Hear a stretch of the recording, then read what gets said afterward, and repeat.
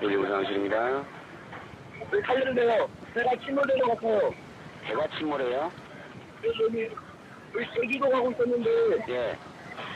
여기 지금 배가 떨어져서 떨어진 것 같아요. 지금 잠깐만요. 자, 지금 타고 보신 배가 침몰한다는 소리예요? 아니면 옆에 있는 다른 배가 침몰한다는 소리예요? 배가 조금 배가요. 위치 말해주세요. 위치 배가 어디 있습니까?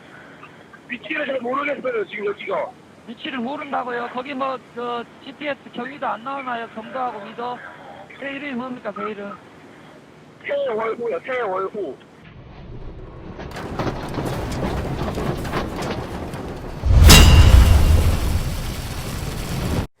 Pada tanggal 16 April 2014, dunia telah pun dikejutkan dengan satu kejadian yang cukup menyayat hati. Kejadian yang dianggap sebagai tragedi maritim yang terburuk di Korea Selatan itu telah meragut lebih kurang 304 nyawa dan sebahagian daripada mereka adalah pelajar sekolah menengah. Pada waktu kejadian tersebut, kapal Sewol telah membawa seramai 476 penumpang. 400 daripadanya merupakan pelajar sekolah menengah.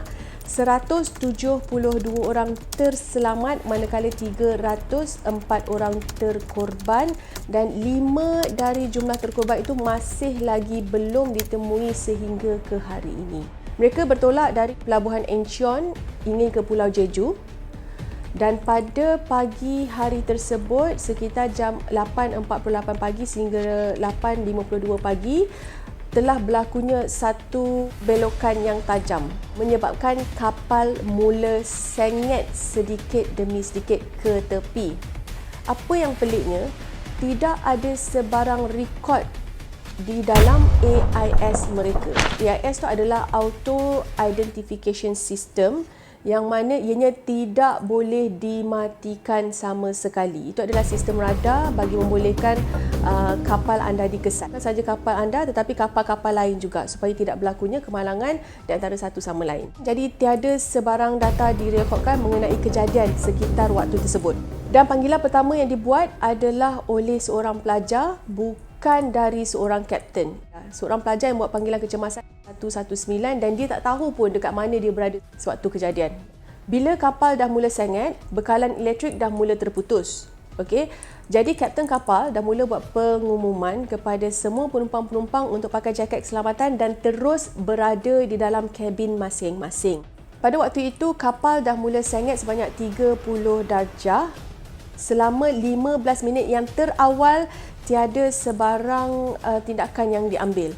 Sehinggalah kapal mula sengit sehingga 90 darjah dan kapten kapal mula memberi arahan penumpang pakai jaket keselamatan dan penumpang-penumpang terus untuk berada di dalam kabin masing-masing. Dan pada waktu itulah anak-anak kapal, kapten kapal juga ketua jurutera telah pun angkat kaki terlebih dahulu.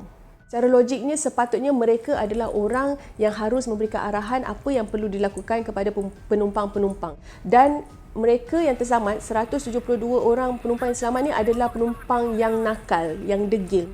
Apa-apa jadi pun pada dia, aku nak selamatkan diri aku nak keluar daripada kapal ni. Jadi memang mereka adalah orang yang terselamat berbanding mereka yang mendengar arahan bila kapal dah mula condong, air dah mula masuk ke dalam kapal, jadi mereka dah susah untuk keluarkan diri. Kalau ikutkan, kapal karam tersebut mengambil masa lebih kurang 100 minit pada waktu itu. Dan kalau fikirkan secara logiknya, 100 minit itu cukup untuk anak kapal beri arahan kepada semua penumpang-penumpang pakai jaket keselamatan dan keluar dari kabin masing-masing dan duduk di tempat yang lapang supaya bila bantuan sampai mereka boleh nampak mangsa-mangsa di dalam kapal tersebut.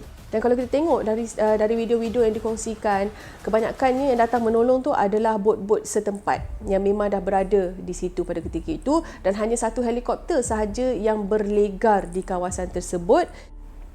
Dia hanya selamatkan sesiapa yang dah keluar sahaja dari kapal tersebut.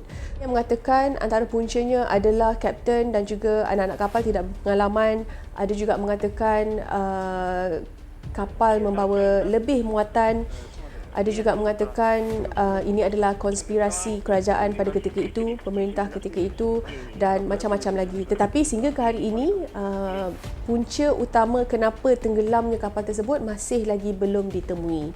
Dan disebabkan kejadian ini, kapten kapal telah pun menerima hukuman penjara seumur hidup. Anak-anak kapal, jurutera juga telah pun menerima hukuman penjara. Dan pada ketika itu juga, rakyat telah pun meminta pemimpin pada waktu itu untuk meletakkan jawatan kerana mereka merasakan pemimpin pada waktu itu tidak pun bertanggungjawab di atas kejadian yang berlaku. Setiap 16 April, mereka sentiasa mengadakan hari memperingati mangsa-mangsa yang terkorban ini. So bolehlah you all boleh tengok movie dia, macam-macam boleh Google saja. Dan kita doakan semoga keluarga mangsa yang terlibat, yang terkorban diberikan kesabaran dan juga kekuatan.